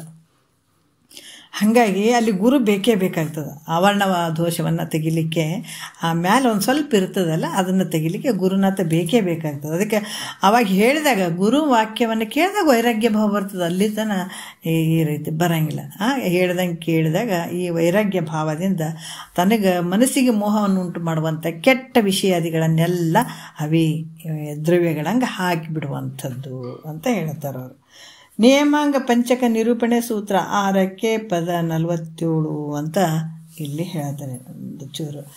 ಈ ಹಿಂದಿನ ಸೂತ್ರದಲ್ಲಿ ಅಂತಃಕರಣ ಶುದ್ಧಿಗಾಗಿ ನೋಡ್ರಿ ಏನು ಹೇಳಿದರು, ಹಿಂದೆ ಏನು ಸೂತ್ರಗಳನ್ನು ಹೇಳಿದರು ಅದು ಅಂತಃಕರಣ ಶುದ್ಧಿಗಾಗಿ. ಇವೆಲ್ಲ ಯಮ ನೇಮಗಳೇನು ಮಾಡಿದ್ರಂತಂದ್ರೆ ಯಾವುದಕ್ಕೆ ಹೇಳಿದ್ರ ಅಂತಂದರೆ ನಿನ್ನ ಅಂತಃಕರಣ ಶುದ್ಧಿ ಆಗೋದಕ್ಕೆ ಹೇಳಿದ್ದಾರೆ. ಯಮದಲ್ಲಿರುವಂಥ 10 ದಶಗುಣಗಳು, ನೇಮದಲ್ಲಿರುವಂಥ ದಶಗುಣಗಳು, ಇವೆಲ್ಲ ಯಾವುದಕ್ಕೆ ಹೇಳಿದಾರಪ್ಪ ಅಂದ್ರೆ ನಿನ್ನ ಅಂತಃಕರಣ ಶುದ್ಧಿಗಾಗಿ. ಈಗ ಈ ರೀತಿಯಾಗಿ ಯಮ ನಿಯಮಗಳನ್ನು ನಿರೂಪಣೆ ಮಾಡಿ ಈ ಸೂತ್ರದಲ್ಲಿ ಶರೀರದ ಆರೋಗ್ಯ ಪ್ರಾಪ್ತಿಗಾಗಿ, ಶರೀರ ಆರೋಗ್ಯ ಇದ್ದಾಗ ನಾವು ಪಡ್ಕೊಳಕ್ಕೆ ಸಾಧ್ಯ ಆಗ್ತದಲ್ಲ, ಇಷ್ಟೆಲ್ಲ ಮಾಡೋಕ್ಕೆ ಸಾಧ್ಯ ಆಗ್ತದೆ. ಸಾಧನೆ ಮಾಡಬೇಕಾದ್ರೆ ಶರೀರ ಸ್ವಲ್ಪ ಸದೃಢ ಇರಬೇಕಾಗ್ತದೆ ಸಾಧನೆ ಮಾಡಬೇಕಾದಾಗ. ಅದಕ್ಕೆ ಈ ಸೂತ್ರದಲ್ಲಿ ಶರೀರದ ಆರೋಗ್ಯ ಪ್ರಾಪ್ತಿಗಾಗಿ ಕೆಲವು ಆಸನಗಳನ್ನು ಹೇಳ್ತಾರೆ. ಇದೆಲ್ಲ ನೋಡ್ರಿ, ಯಾಕಂದರೆ ಇಲ್ಲಿ ಸಗುಣ ಯೋಗಾಷ್ಟಾಂಗದ ಬಗ್ಗೆ ಹೇಳುವಂಥದ್ದು ಇದು. ಏನು ಫಸ್ಟು 1ನೇ ಸಂಧಿ, 2ನೇ ಸಂಧಿ, 3ನೇ ಸಂಧಿ ಇವೆಲ್ಲ ಗೊತ್ತಾಗದೇ ಇದ್ದಾಗ ಮಾತ್ರ ಈ ಒಂದು 5ನೇ ಸಂಧಿಯಲ್ಲಿ ಹೇಳ್ತಾ ಇದ್ದಾರೆ. ಅವು ಯಾವ ನಮ್ಗೆ ಅರ್ಥನೇ ಆಗಿಲ್ಲ, ನಮ್ಗೆ ತಿಳಿದೇ ಇಲ್ಲ ಅಂದಾಗ ಇವು ಮಾಡ್ಕೊಂಡು ಹೋಗಂತ ಹೇಳಿದ್ದಾರೆ ಅವರು. ಅದಕ್ಕೆ ಇಲ್ಲಿ ಕೂಡ ಏನು ಹೇಳ್ತಾರೆ, ಆರೋಗ್ಯದ ಪ್ರಾಪ್ತಿಗಾಗಿ ಆಸನಗಳನ್ನು ನಿರೂಪಣೆ ಮಾಡ್ತಾರೆ. 7ನೇ ಸೂತ್ರ ಒಂದು ಸ್ವಲ್ಪ ನೋಡಿಬಿಡೋಣ. ಆಸನ ಸ್ಥಿರವಾಗಿ ಮನವು ಅಕ್ಷಿ ಹಸುಗೂಡಿ ನಾಸಾಗ್ರದಲ್ಲಿ ನಿಂದೊಡೆ ಮುಕ್ತಿ ಅಂತ ಹೇಳ್ತಾರೆ. ಆಸನ ಅಂದರೆ ಕೂಡುವಂಥದ್ದು. ಇದಕ್ಕೆ ಶರೀರ, ಅದಕ್ಕೆ ಹೇಳಿದ್ದು ಅಲ್ಲಿ ನಿರ್ಗುಣ ಅಷ್ಟಾಂಗದಲ್ಲಿ ಅಲ್ಲಿ ಬರೀ ಮನಸ್ಸು ಒಂದು ಇರಬೇಕು. ಆದರೆ ಈ ಸಗುಣ ಯೋಗಾಷ್ಟಾಂಗದಲ್ಲಿ ಏನಂದ್ರೆ ಶರೀರ ಮನಸ್ಸು ಎರಡೂ ಇರಬೇಕಿಲ್ಲಿ. ಶರೀರದಿಂದ ಮಾಡುವಂಥದ್ದು, ಮನಸ್ಸು ಶರೀರ ಎರಡು ಇರಬೇಕಾಗ್ತದೆ ಇಲ್ಲಿ. ಆಸನ ನೋಡ್ರಿ, ಇದು ಕೂಡುವಂಥದ್ದು ಒಂದು ಕಡೆ. ಈಗ ನಾವು ಬಹಳಷ್ಟು ಈಗ 1, 2, 3, 4 ಏನು ಸಂಧಿಗಳಲ್ಲಿ ಕೇಳಿದ್ದೀವಿ ಅಂತಂದ್ರೆ ನಮ್ಗೆ ಅಲ್ಲಿ ಹೀಗೆ ಎಲ್ಲೇ ಕೂಡಬೇಕು ಇಲ್ಲೇ ಕೂಡ್ಬೇಕಂತ ಏನಿರಂಗಿಲ್ಲ. ಇಲ್ಲಿ ನಾವು ಶರೀರವನ್ನು ಕೂಡಿಸ್ಬೇಕು, ಒಂದು ಕಡೆ ಆಸನ ಹಾಕಿ ಕೂಡುವಂಥದ್ದು ಸ್ಥಿರವಾಗಿ, ಚಲಿಸದ ಆಗಿದ್ದು ಅಂದ್ರೆ ಅಲ್ಲಿ ಆ ಕಡೆ ಈ ಕಡೆ ಚಲಿಸದೆ ಸ್ಥಿರವಾಗಿ ಕೂತ್ಕೊಳ್ಬೇಕು. ಇದನ್ನು ಮಾಡಬೇಕಾದಾಗ ಸ್ಥಿರವಾಗಿ ಕೂತ್ಕೊಳ್ಬೇಕು. ಈ ಮನಸ್ಸು ಎಲ್ಲಿ ಇರಬೇಕು ಅಂದ್ರೆ ಹೃದಯದಲ್ಲಿ. ಯಾಕಂತಾರೆ ಈ ಮನಸ್ಸು ಹೃದಯದಲ್ಲಿ. ಮತ್ತೆ ಹೇಳ್ತಾರೋ ನೇತ್ರ ದೃಷ್ಟಿಯು ಮನಸ್ಸು ಎಲ್ಲಿರಬೇಕು, ಹೊರಗೆಲ್ಲನೇ ಬಿಡು. ಯಾಕಂದರೆ ಇದು ಯೋಗ ಮಾಡಬೇಕಾದ್ರೂ ಕೂಡ ಬಹಳಷ್ಟು ಸೂಕ್ಷ್ಮತೆಯಿಂದ ಮಾಡಬೇಕು. ಇದು ಕೂಡ ಗುರು ಮುಖಾಂತರನೇ ತಿಳ್ಕೊಳ್ಬೇಕು. ಯಾಕಂದ್ರೆ ಆ ಮನಸ್ಸು ಎಲ್ಲಿ ಬೇಕು ಅಲ್ಲೇ ಬಿಟ್ಟು ನಾವು ಯೋಗ ಮಾಡ್ತೀವಿ ಅಂದ್ರೆ ಅಲ್ಲ. ಯೋಗ ಅಂದ್ರೇನು, ಕೂಡುವಿಕೆ ಅಂದ್ರೇನು, ಶರೀರ ಮನಸ್ಸು ಎರಡು ಒಂದೇ ಕಡೆ ಇರಬೇಕು. ಈ ಶರೀರವನ್ನು ಮಾಡಕ್ಕೆ ಬಿಟ್ಟಿವಪ್ಪ, ಇಲ್ಲಿ ಯೋಗ ಮಾಡಾಕತ್ತೀವಿ, ಮನಸ್ಸು ಎಕಡೆ ಕಡೆನೂ ತಿರುಗಾಡ್ತಿತ್ತಂದ್ರೆ ಭಾಳಷ್ಟು ಉಸಿರಾಟದ್ದು ಎಲ್ಲ ಭಾಳಷ್ಟು ಪ್ರಾಬ್ಲಮ್ ಆಗಿಬಿಡ್ತದೆ. ಇಲ್ಲಿ ಕೂಡ ಕಷ್ಟ ಆಗ್ತದೆ. ಅದಕ್ಕೆ ಯೋಗ ಅಂದರೆ ಕೂಡುವಿಕೆ. ಆ ಶ್ರೇಷ್ಠ ಯೋಗ ಅಂದರೆ ಪರಮಾತ್ಮ ಮತ್ತು ಜೀವಾತ್ಮ ಎರಡು ಒಂದೇ ಇರುವಂಥದ್ದು. ಇಲ್ಲಿ ಕೂಡ ಶರೀರ ಮನಸ್ಸಿನ ಜೊತೆ, ಶರೀರದ ಜೊತೆ ಮನಸ್ಸು ಇರುವಂಥದ್ದು ಭಾಳ ಮುಖ್ಯ ಇರ್ತದೆ ಇಲ್ಲಿ. ಅದಕ್ಕೆ ಇಲ್ಲಿ ಕೂಡ ಈ ಮನಸ್ಸು ಎಲ್ಲಿರಬೇಕು, ನಿನ್ನ ಹೃದಯದಲ್ಲೇ ಇರಬೇಕಾಗ್ತದೆ. ಮತ್ತು ಈ ನೇತ್ರ ದೃಷ್ಟಿ ಎಲ್ಲಿರಬೇಕು, ನಾಸಾಗ್ರದಲ್ಲಿ ಅಂದರೆ ಈ ಮೂಗಿನ ತುದಿ. ನಾಸ ಅಂದರೆ ಈ ಮೂಗಿನ ತುದಿಯಲ್ಲಿ ಆ ದೃಷ್ಟಿ ಇರಬೇಕು. ಯಾವುದು, ನಿನ್ನ ಕಣ್ಣಿನ ದೃಷ್ಟಿ. ಮನಸ್ಸೆಲ್ಲಿರಬೇಕು, ಹೃದಯ ಭಾಗದಲ್ಲಿರಬೇಕು. ಆಮೇಲೆ ಈ ನೇತ್ರದ ದೃಷ್ಟಿ ಮೂಗಿನ ತುದಿಯಲ್ಲಿ ಇರಬೇಕಾದಂಥದ್ದು. ಮತ್ತು ಈ ಪ್ರಾಣವಾಯು ಎಲ್ಲಿರಬೇಕು, ಪ್ರಾಣವಾಯು ಭ್ರೂ ಮಧ್ಯದಲ್ಲಿ ಅಂತ ಹೇಳ್ತಾರೆ. ಭ್ರೂ ಮಧ್ಯದಲ್ಲಿ ಇಲ್ಲಿ. ಅದಕ್ಕೆ ಭ್ರೂ ಮಧ್ಯದಲ್ಲಿ ಸ್ಥಿರವಾಗಿ ನಿಂತುಕೊಂಡರೆ, ಈ ಹಣೆಗಳ ಮಧ್ಯೆ ಏನಿರ್ತದಲ್ಲ ಇದರಲ್ಲಿ, ಅಲ್ಲಿ ಈ ಭ್ರೂ ಮಧ್ಯದಲ್ಲಿ ಆ ಪ್ರಾಣವಾಯು ಸ್ಥಿರವಾಗಿ ನಿಂತುಕೊಂಡರೆ ಏನಾಗ್ತದೆ, ಅವಾಗ ಅಂತಃಕರಣ ಶುದ್ಧಿ ಆಗುವಂಥದ್ದು. ಆ ಮೂಲಕ ಜ್ಞಾನ ಪ್ರಾಪ್ತಿ ಆಗ್ತದೆ. ಅಷ್ಟು ಮಾಡಿದ್ರೆ ಮೋಕ್ಷ ಆಗ್ತದಂತ ಅನ್ನುವಂಥದ್ದಲ್ಲ. ಈ ರೀತಿ ಮಾಡ್ತಾ ಹೋದ್ರೆ ಈ ಪ್ರಾಣವಾಯು ಭ್ರೂ ಮಧ್ಯದಲ್ಲಿ ನಿಲ್ಲುವಂಥದ್ದು, ಎರಡು ಉಬ್ಬುಗಳ ಮಧ್ಯೆ ಇರುವಂಥದ್ದು, ಅಲ್ಲಿ ಆ ಪ್ರಾಣವಾಯು ನಿಲ್ಲುವಂಥದ್ದು, ಸ್ಥಿರವಾಗಿ ನಿಂತುಕೊಂಡ್ರೆ ಅದೇನಾಗ್ತದೆ, ಅಂತಃಕರಣ ಶುದ್ಧ ಆಗ್ತದೆ. ಆ ಅಂತಃಕರಣ ಶುದ್ಧ ಆಯ್ತು ಅಂತಂದಾಗ ಅದ್ರ ಮೂಲಕ ಜ್ಞಾನ ಪ್ರಾಪ್ತಿ ಆಗ್ತದ ಅನ್ನುವಂಥ ವಿಚಾರವನ್ನು ಹೇಳ್ತಾರೆ. ಈ ರೀತಿಯಾಗಿ ಹೋಗುವಂಥದ್ದು ಹಲವಾರು ವಿಚಾರಗಳನ್ನು ಇನ್ನು ತಿಳಿಸ್ತಾರೆ. ಮತ್ತೆ ನೋಡೋಣ, ಇದನ್ನ ಹಿಡ್ಕೊಂಡು ನಾಳೆ ಮಾತಾಡೋಣ. ಒಂದೆರಡು ಮಾತು ಗುರುಗಳ ಪಾದಕ್ಕೆ ಅರ್ಪಿಸಿ ಹರ ಓಂ.